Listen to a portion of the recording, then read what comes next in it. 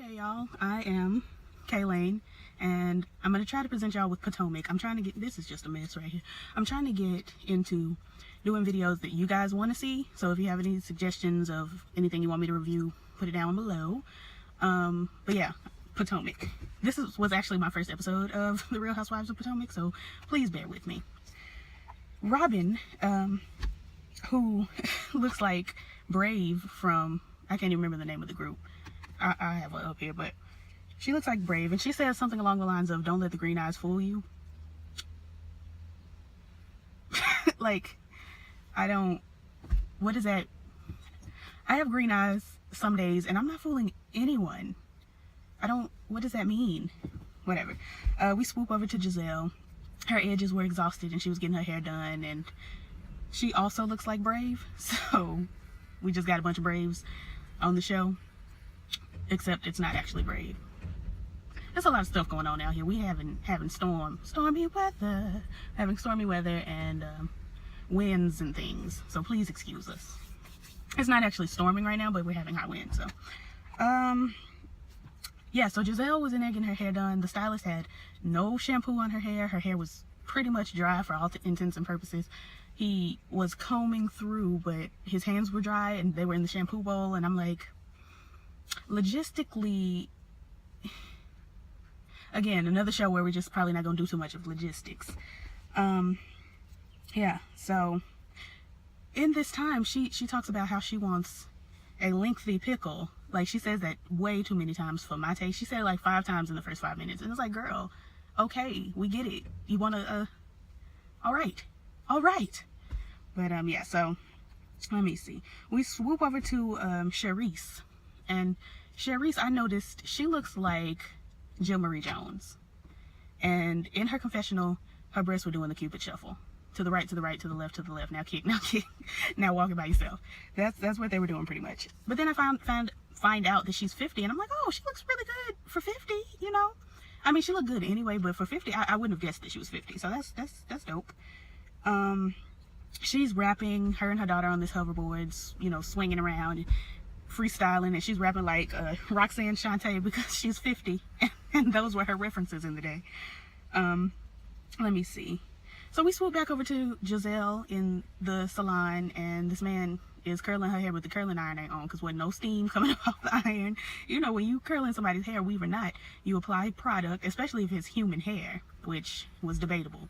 There's a wasp, and it is attached to my house, and it's very loud. I mean, the house is 200-ish feet away, but the wasp is like, so if y'all hear it, I'm so sorry.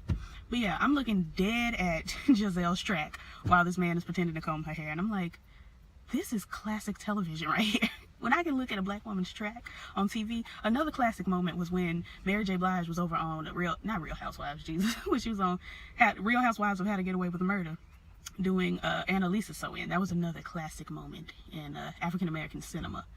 So anyway, let me see. Charrisse. Yeah, excuse me. Charrisse wants to be that cool mom so bad. You can see that she's on this hoverboard, she's spinning around, she's rapping and da-da-da-da, you know, bankhead bouncing and chest bumping with her daughter, and it's like, okay, girl, you're cool, we get it. Walking around with the tank top, and yes, girl, you're awesome. Let me see. We swoop over to Ashley, and she's on my nerves already. I may be prejudging her, but just she was too much for my life. And she's trying to dance, and she's swiveling her hips and giving you this and that, and she's like, oh, my dance instructor is gonna kill me. I don't know the dance. And then he comes in, and she's like, oh, you surprised me. I didn't know that you were behind me. And it's like, you came here to see him, so he gonna be behind you when he walks in the door if you're not facing the door. She was on my nerves. I don't know. I'm a little irritable at the moment. I'm going through some things personally. I really need to hurry up and do this so I can go get my auntie. We got some errands to run. Let me see. She says she can twerk. I highly doubt it because her butt was flatter than a D battery, and I don't think so. Her butt looked like a debit card, and I couldn't be bothered. But let me see. She's opening a restaurant, and she says opening a restaurant is hard. Duh. I think everybody knows that opening a restaurant is hard. Even if you've never had opening a restaurant experience, you know I've had opening a restaurant experience, so I know opening a restaurant is hard. But I mean, you could watch The Real Housewives of ATL and know that the old lady gang is having some struggles, and bar 1 and bar 2 and bar 6 and bar 7 are struggling. So it's not gonna be he never said it would be easy. That's Marit, I think that's Marit Brown Clark, who is allegedly going with Donnie McClurkin. Let me stop. Her husband Michael has invested $1.5 million into the restaurant, and the relationship is strained. Duh. Like, just duh. These are common things with any opening a business in general is stressful. That will put a strain on your relationship. But $1.5 million, even though it may not be a lot to Michael, I don't know what they got, but that's stressful, and that's gonna put a strain. But she's shocked. She's shook. She just can't. But she's a contestant in the Manifest Your Destiny competition, and I realize in this moment that she looks like Robin Givens, and Hill Harper started the Manifest Your Destiny program and all of that, and so we swoop back over to Robin, and she's talking about how her boys used to listen to her when they were younger, and I'm looking at the kids like, they're younger now, sis. What are you talking about? These kids they're not older than 11. That oldest boy can't be 11. I mean, he could be 11, but I didn't think he was 11. You better snatch them kids. And she's like, what'd she say? They are cute and funny, so she can't yoke them up. I'm cute and funny. I was cute and funny. And my mama, my earliest memory is Mama Val. Okay, I'm gonna run off on the plug right quick, but I was little. I was 2 years old. I had been watching the Rugrats, and the mothers of the church were gathering at my great-grandmother's house. She's the first lady. And I'm coming through, you know, just walking through. Hey, y'all doing? Good to see you. Hey, how you doing? And then I'm getting ready to leave. Now, I heard Angelica say this, so I thought I could say this. I looked at the mothers and I said, see you later, suckers. Why did I say that? Because next thing I know, I'm being picked up, swooped off into the other room. My mama grabs me by my little shoulders and puts me up against the wall and says, don't you ever in your life say it.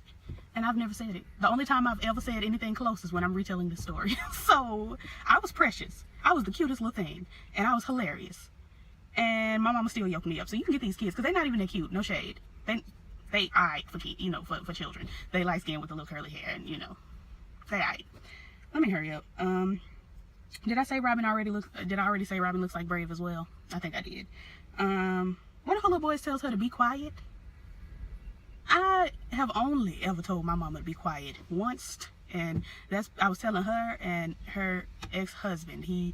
It was a not great relationship. It was terrible. He was a pastor and he was cussing, and he was saying the F word like crazy. And my mama over here, she don't cuss. She over here like, you know, trying to stay saved and defend herself all in one. And I told those girls to shut up, and that's the only time I've ever told my mama to be quiet. Seriously. The garage door is coming up, which means somebody's coming out, which means they're gonna be staring at me as I'm doing this, which is annoying.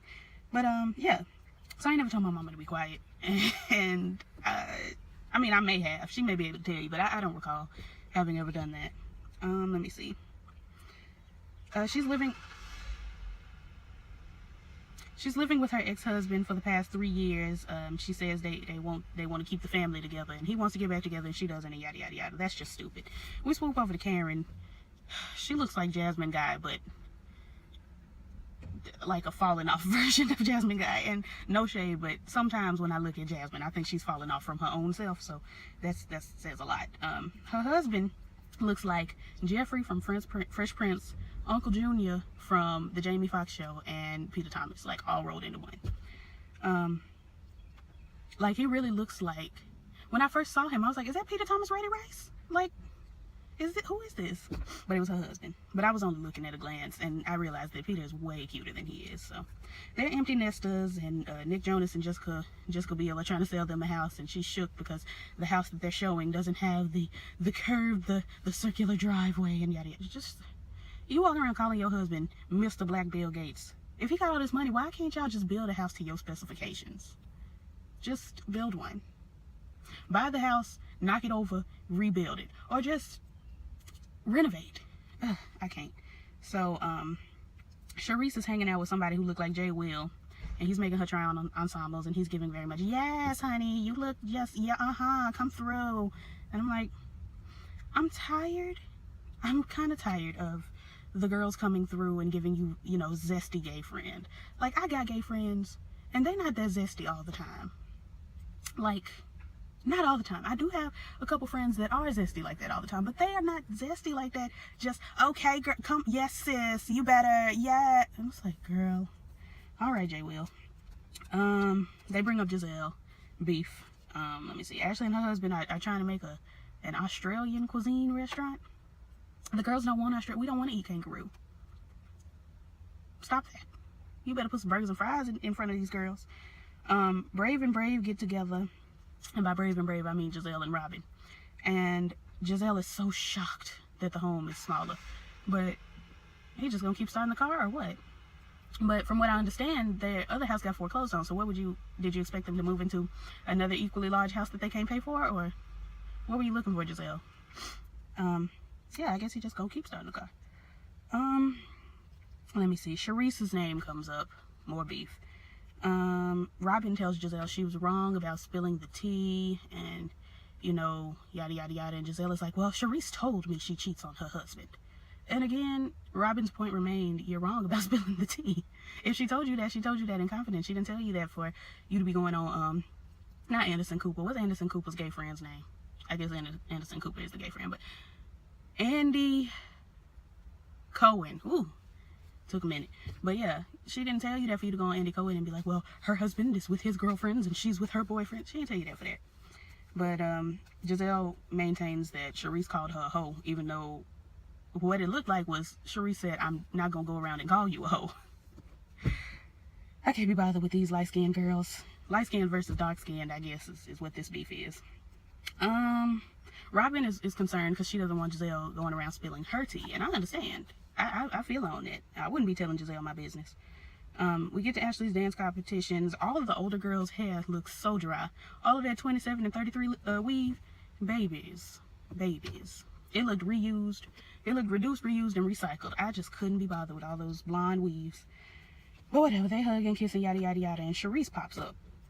And Charisse's hair didn't look dry because she had just standard black, you know, look, straight look.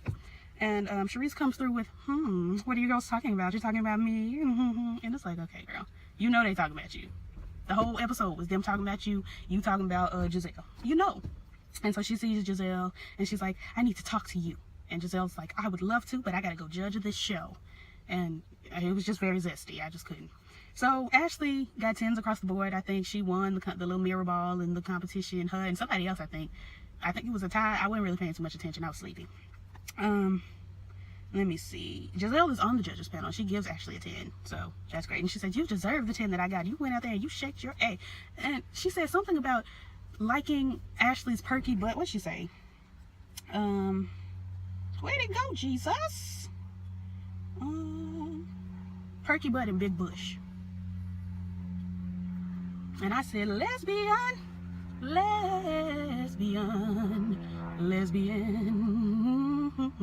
Like, that was so gay. Why would you?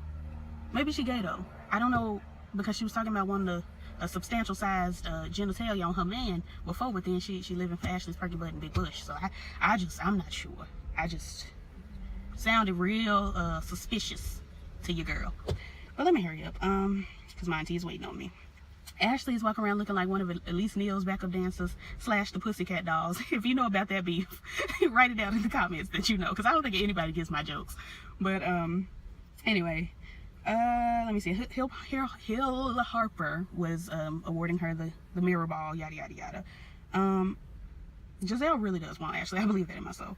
And then Charrisse, after the event, they in the back talking. Charrisse is like, I need to talk to you today. And Giselle's like, well, I gotta go. And she's like, you don't have 5 minutes? Gizelle makes time. They step out there, get nothing done. As far as the conversation, it was very much, I didn't need you to go on TV and tell my business. Well, I didn't need you to call me a hoe. Well, I didn't call you a hoe. Yes, you did. And then they part ways. And she goes into, don't let the zip code fool you. What? Y'all live in the same zip code.